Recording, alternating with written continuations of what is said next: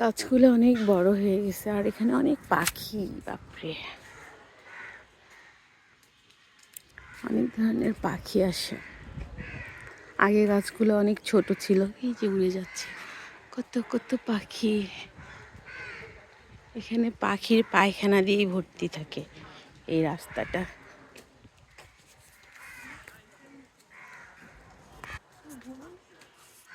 এই যে সুন্দর করছে মসজিদটা।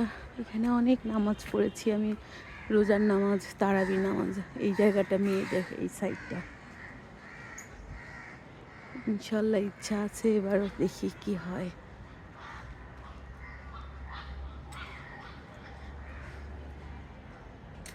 এই যে কি সুন্দর, এই গাছটা যে এত সুন্দর।